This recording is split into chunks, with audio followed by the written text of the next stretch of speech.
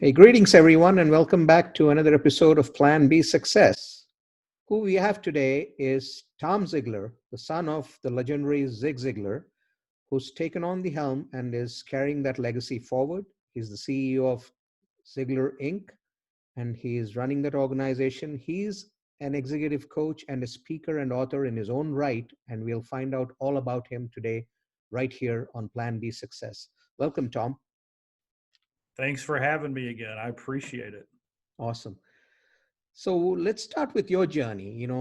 You as a kid, 1967, that's when you were born, right? 65. 65. Okay. And so how did you become what you are today? Did you have another career at a point in time? Did you do something different? Or were you always sure that you wanted to get into what your dad did before? Well, I think we call it Plan B for a reason, right? Yeah. So I went to college, and my goal was I wanted to be a professional golfer.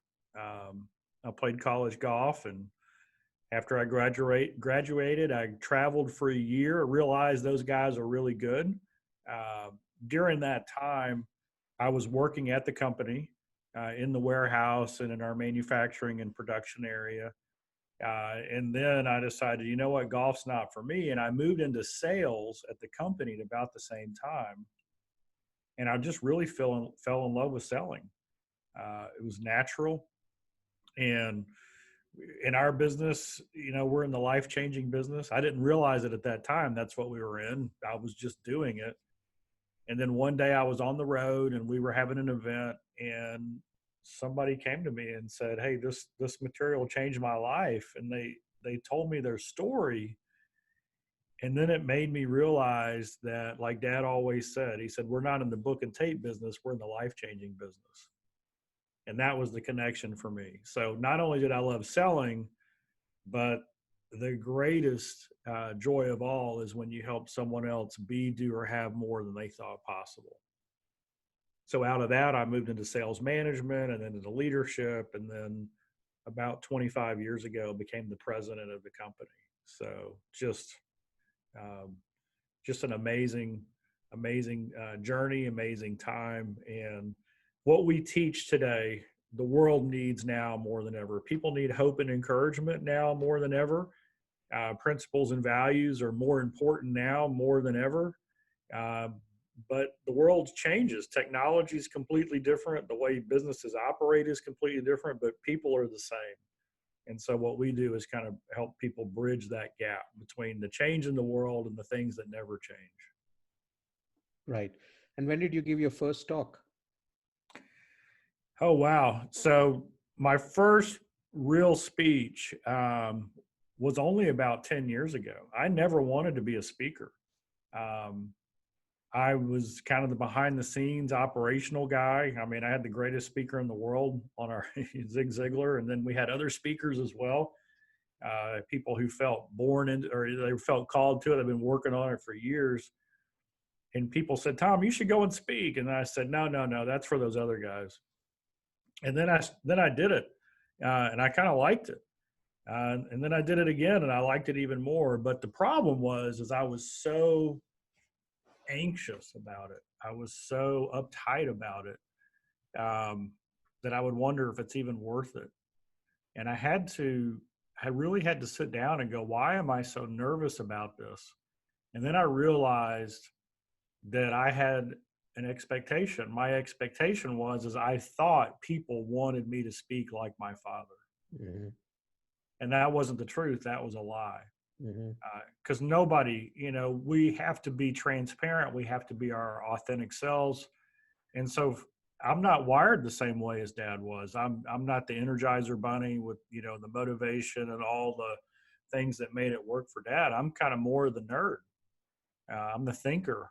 Uh, and so when I realized that no, what people expected was for me to have the same principles and values, but have my own style, then that's what made what I did a whole lot easier, a whole lot better. And so dad had never said, hey, I want you to be a speaker, or I want you to run the company, or I want you to go into sales. He had never put that kind of pressure on any of our family, myself or my sisters.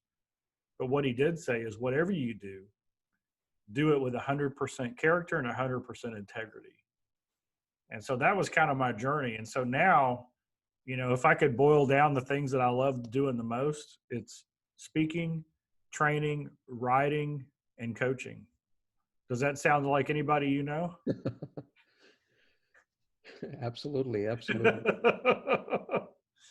I want to focus a little bit on what you just said, right? So, and I think this is true for a lot of people who have parents, or a parent who's been very successful at what they did. So there's kind of there's something to look up to, and maybe not for the person themselves, but for the general public, they immediately start calibrating you on the success of your parent.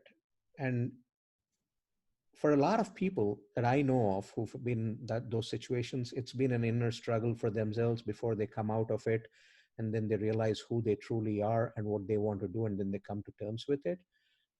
How was it for you, especially in your younger years, as you were forming who you, or discovering who you truly were? There, I think one of the things I'll recognize is I'm incredibly blessed. Mhm.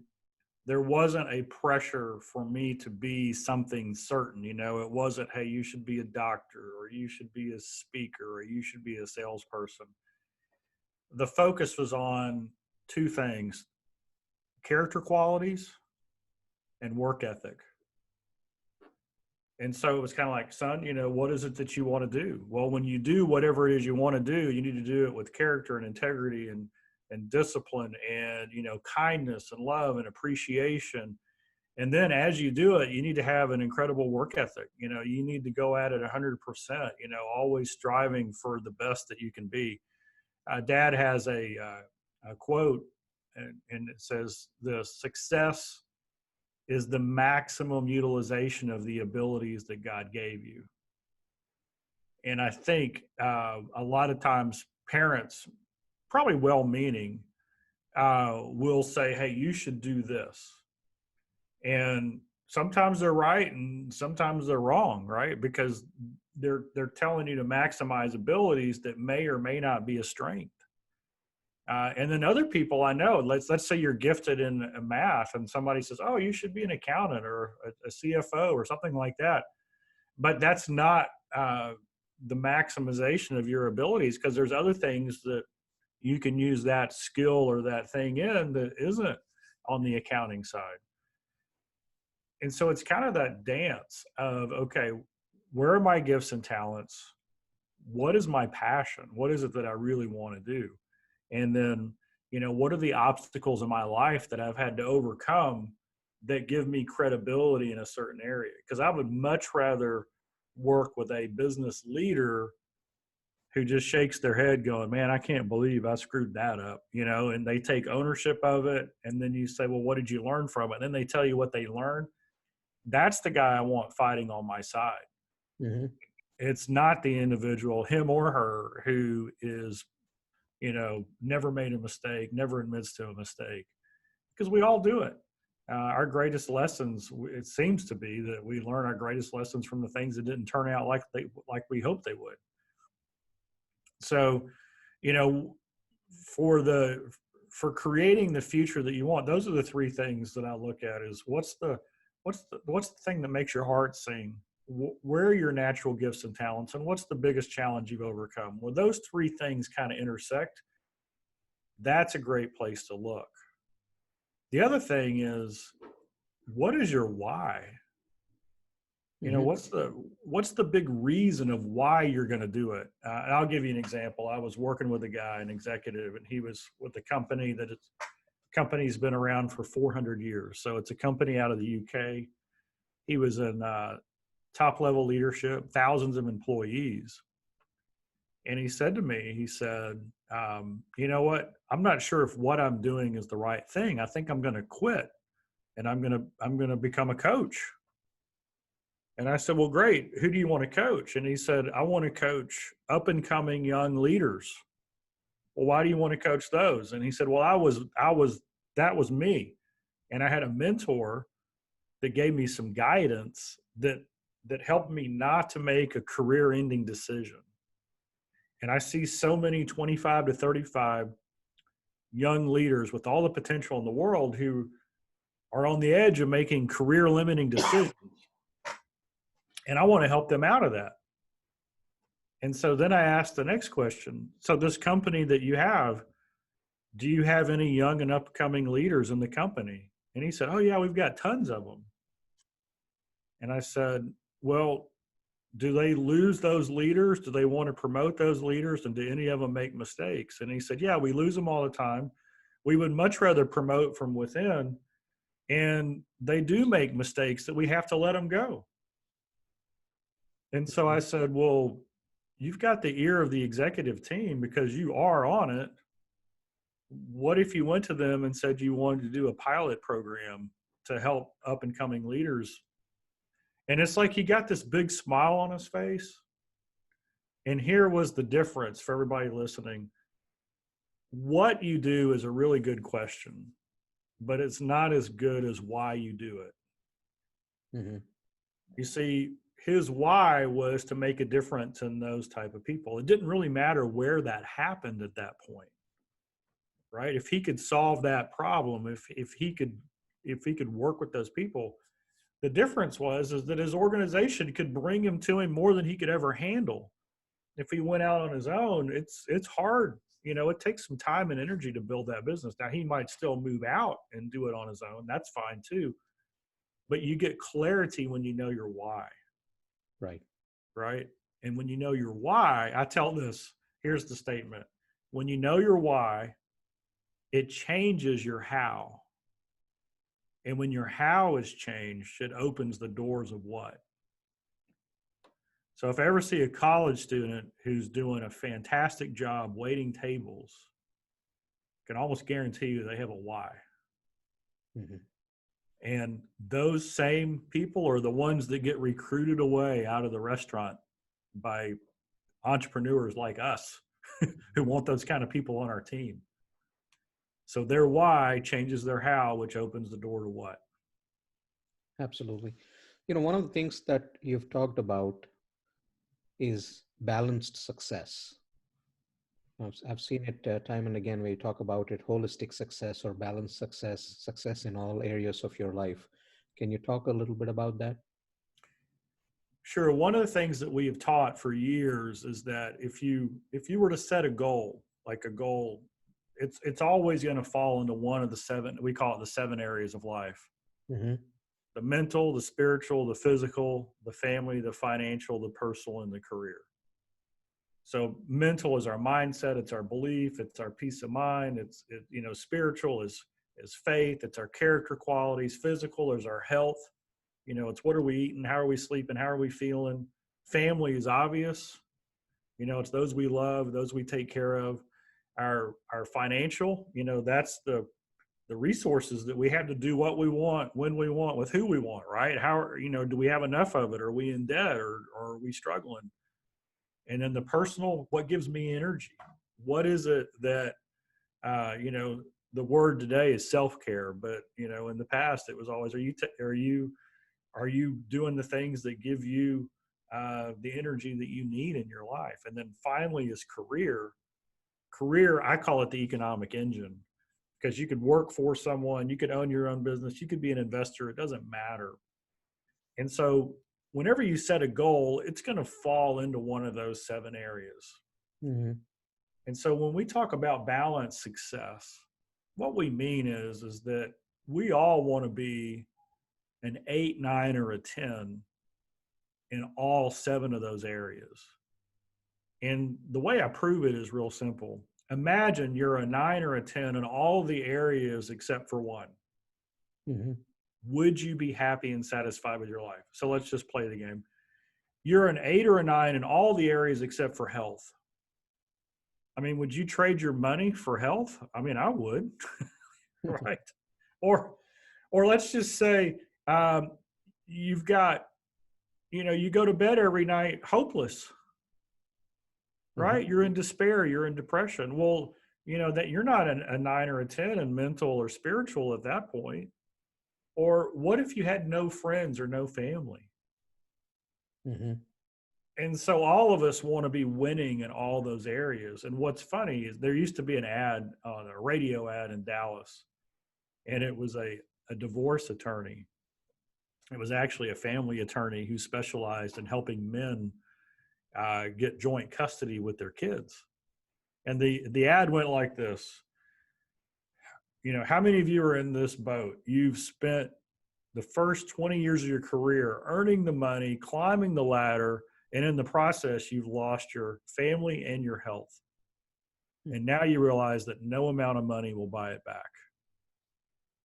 And that's where too many people end up. Right. And so at Ziglar, we say you should have it all. And it has to be intentional. It has to be about design. And that's really what the book Choose to Win was all about. It's the choices we could make to have balanced success. And you can transform your life one simple choice at a time. Absolutely. So when did you actually get into writing? You said you're familiar with the blog that I used to write, and I did Right. that for 2 or 3 years. Then I do a lot of our newsletter marketing and stuff like that. But I started writing the book about 5 years ago, Mhm. um, and it actually just came out this year in March. And so I've always enjoyed writing, and I do. I used to be pretty active on social media as well, but just to be perfectly blunt and transparent, I backed off of my social media posts just because it's so tense out there, And so if I don't have something positive and uplifting to say to everybody, I'm just not going to say it. I don't even voice opinions much anymore on social media.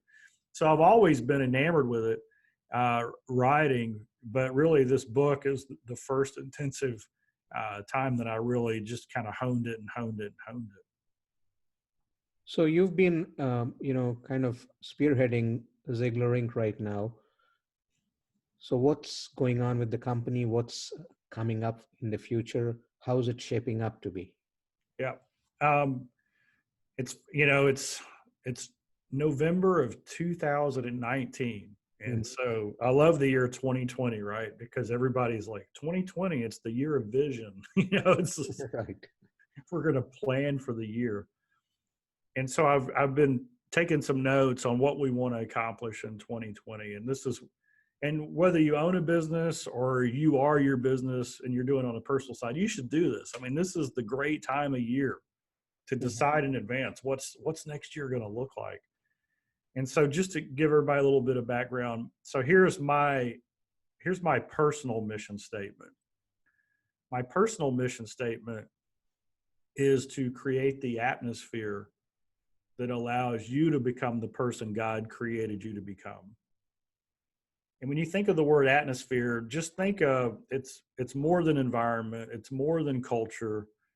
It's just whenever I'm around people, I want them to feel uplifted, equipped, safe, and in a sense that they can ask questions and that they feel an urging to grow. Right. So that's my personal mission. And so I've been working on the mission of the company, and we have several areas. We work with business owners, helping them systemize. We do certification where we train and teach people to go out and carry the Ziglar programs on. And so, kind of like a phrase I'm working on now is at Ziglar, what we do is we equip and support coaches, business owners, trainers, and speakers so that they can go out and change the world. I mean, that's what we do. So if you come to Ziglar.com and you see our products, it could be on a personal development level. There's programs that we have, but that's really what we do is we equip and support you to become the person that God created you to become so you can change the world. About 4 or 5 years ago, I think you worked on the documentary on Zig Ziglar, right? You interviewed a lot of other people that were influenced by him and all. How did that go? That was amazing. Andy Costa, who is an award-winning, Emmy-winning producer, he put that film together, and I think he ended up interviewing over 50 people. Mm-hmm. Some names you've heard of, like Dave Ramsey or Lou Holtz, and a lot of names, unless you're in that industry, you wouldn't know them, moms and dads, kids, people from different generations. And it was just amazing to see the common thread of, people have a basic question. Do I have what it takes? Am I enough? Can I be successful? And then a voice of encouragement and hope enters in, and then they try something new and they get a new result, and it gives them even more hope. And then before you know it, their life is turned around simply because, and this is a very simplistic, they learned how to do it the wrong way. They were given bad directions, not intentionally by those around them, but that's what happened. And so now they're given the right directions. And because somebody they trust is showing them the way, they take the directions. Mm-hmm. And they actually do the work. I mean, people would come to Dad and they would say, "Hey, thank you for changing my life." And he would say, "Oh, I appreciate the compliment, but all I did was pointed you in the right direction. You're the one who changed your life." Mm-hmm. And I think that's the truth. As a parent, as a coach, as a leader, that's really what we do, is we give a vision for what could be and point people in the right direction, and they have to do the work. What's your take on today's industry, right? Especially the coaching industry, for instance. The barrier to entry is so low, and there's a lot of, it's a crowded market right now. What do you think will help somebody really stand up in the crowd and thrive? Well, that's if I were to say, "Hey, could you ask me a question more pertinent for today?" I don't know if I could have picked one better than that. And the reason is we've got well over 100 certified Ziglar coaches. Mm-hmm. And I was really this last year kind of studying what's the difference between those who are successful and those who struggle. And in the industry, one of the things that you'll find is that the best people in the world want to be a coach. I mean, mm-hmm. They've usually had a challenge they've overcome. They've usually had somebody else pour into them, and they want to do the same for somebody else. They have a passion to help other people be successful.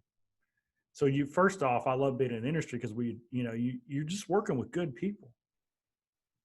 But there's 5 things that I've identified that you've got to have in order to be successful in the industry, to be successful as a coach. Number 1, you got to be the right person. And the biggest hurdle is believing you are the right person. Mm-hmm. until your belief is there. In other words, if you're going to coach somebody, you got to believe that you're qualified to coach them. Number 2 is you got to have the right program. You've got to share with somebody a program, material, content that's based on truth, that's going to help them grow, that's going to be, not just cliches and words, but things that they can dig into, and it's going to help them grow. The third is you've got to have a process. And, I've done a lot of coaching, and sometimes we listen so hard so that we can answer that we're not really listening. Mm-hmm. But if you know a process and you know where somebody is in the process, then your ears open up and you're not worried about what did they just say. You're more worried about where you are in the process. And when things start to drift, you can always go back to the process. The fourth, and this is something we've now integrated with our Choose to Win coaching, is you got to have support. If you've never done coaching, you've never enrolled somebody, you're not familiar with sales and marketing because that's not your background, then you need help in those areas. And so we actually, in our system, when somebody comes in, we will, if they bring a prospect up, we'll get on the phone with them and we'll do the call with them and help them enroll that person for them. We don't take any of the money because our best chance of success is helping you become successful. Right. And then if you want to grow, the fifth one is you got to have business systems. And they don't have to be complex, but you've got to have a marketing system. You got to have a sales system. You've got to have an operational system. They can be simple, but if you've never done business before, those can be overwhelming. And so that's what we do. So here's, and this is another discussion, but artificial intelligence is coming, and it's here in a lot of cases. How is that going to change? Well, in sales, for example, I really believe that companies are going to give salespeople verified leads because the AI has figured it out. This guy is going to buy a car in the next 2 weeks. Call him. So you know what it's going to come down to? It's going to come down to the character, the integrity, and the relationship skills of that person. And so to me, coaching is needed now more than ever for people who walk that talk, who are the right kind of person. They've got great relationship skills. They know how to ask questions. They know how to identify somebody's need, and they show them how to get from where they are to where they want to go. Going back to your earlier life, some of the things that we know about Zig Ziglar is the adversity he faced and the ups and downs in life he faced, and that helped him continually improve and get to where he got to be. When you look back at your childhood, do you have memories of some of the difficult times? Dad, the last 10 years of his life, he said, "I never worry." Mm-hmm. And he didn't. I believed him. Never saw him worry. Mm-hmm. Before that, I still don't think he worried. I never knew that they were struggling in some times or that times were tight. Although I hear stories about how they were, because he made a decision. And this is a hard one to do, but the truth in it is so real. He really believed with all of his heart that all he could do is you identify the problem. And Dad said, that's positive. It's not negative to identify the problem. It's positive to identify the problem. And then you focus on the solution. And so once a challenge or a situation arose, the problem became apparent. He would get 100% solution focused and then work on it 100%. At the end of the day, he would ask this question: did I do all I could to solve that problem? And if the answer was yes, he slept great. Mm-hmm. And we all come across that. Now, the challenge is there's some problems that no matter how hard we work, we're not going to solve it because it's in somebody else's hands. And that's where the second piece of that comes in, which is we've got to have the faith to leave that up to God, because we can't do it. If our future depends on somebody else's decision, we work to everything we can, what we can control, and then we turn the rest over because there's nothing we can do about it. Right. Has your dad listened to any of your talks? Did he ever give you any pointers? I think maybe he only heard me do one or two real talks. Mm-hmm.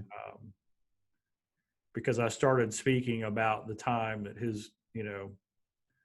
10 years ago, I only did a few talks the first couple of years. So we did do some things together. I interviewed him several times on stage. So I don't know if that counts as a talk, but he heard me then.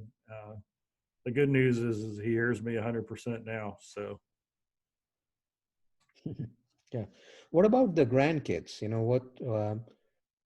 What are they shaping up to be? Is there an influence of all that's been going on in the family on them?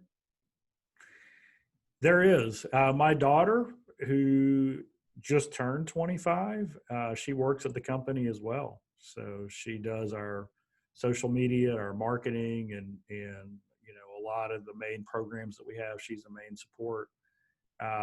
Two other nieces are married and have families, and doing very well. My oldest sister, Cindy, didn't have any kids. So not a lot of grandkids, but they're doing well.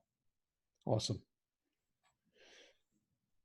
Are you also doing anything in terms of partnerships across the globe, or are you pretty much focused on what you have on the plate right now? We have a few partnerships. We have one with Howard Partridge and Phenomenal Products. And, you know, what they do and what we do with that partnership, that's where we work on business systems for small business owners. So that's a great example. We have other partners that we do different things with. And that's kind of our model. I mean, I look at all of our certified trainers, they're independent contractors, but they're also partners. So, our goal is to help them become successful. And I keep hearing about the vault. In terms of all the precious stuff that you've collected over the years, in terms of Zig Ziglar stuff or your own stuff. Um, can we truly believe that everything's been captured, or are there things still out there that could make it into the vault? Um, we, let me just talk about the physical reality of the vault.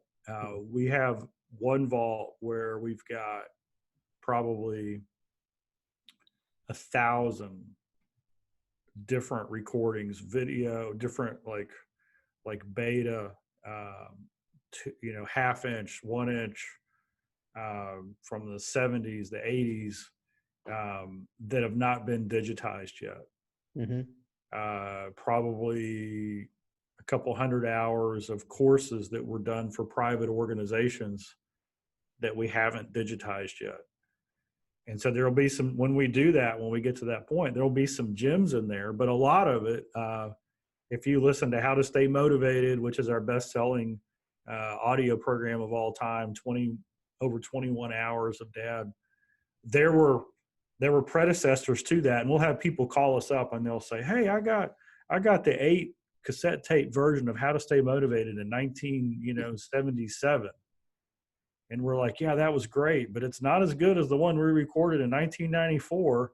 Yeah, but I like the original. So when you go back in time, you get a little bit different version, but a lot of the same stories are there. So there'll be more coming out. And for some people, it'll be the best thing they've ever heard. And for other people, will be like, oh, so that's how that story got started. So, what's your take on the latest generation, right? Millennials and after, and how are you looking at, or what are you doing in terms of reaching out to that population and appealing with the age-old message in terms of the newer generation? well, here's the thing. The millennials, as a group, have a different value set than Gen Z. Right.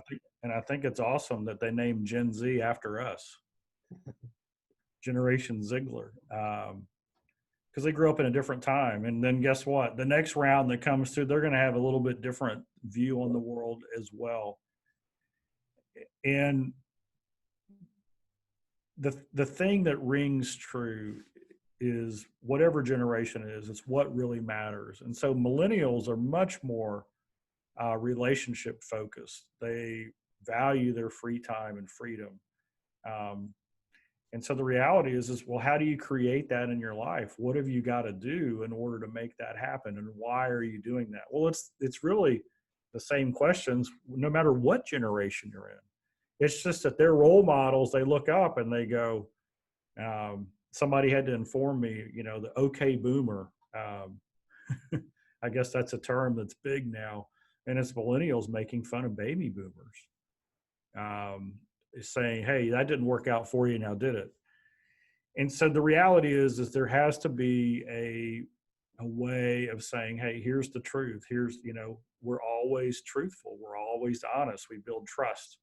There was a Harvard study where it's called the 75-year Harvard Grant Study, where they followed the sophomore class of Harvard for 75 years and the Boston, and they took a group of kids from the Boston tenement housing projects, and they interviewed them and did studies and tests on them every single year for 75 years. And at the 75th year, they asked those that were still alive, because they're all in their 90s now, are you happy and satisfied with your life? Mm-hmm. And the ones that said yes, They went back into the data 25 years and they said, what were they doing 25 years earlier that made them happy and satisfied in their life today? And they all had the same goal, the same focus, and that was relationships. So this is what we know. In order to have a successful life, to have balanced success in all 7 of those areas, one foundational thing is we got to have great relationships. Absolutely. And great relationships can only occur when there's trust. And trust is a byproduct of integrity. And so when a millennial says, what about me? I say, what do you want? Mm-hmm. Then they say, this is what I want. And I go, great. Tell me how you can get that without integrity.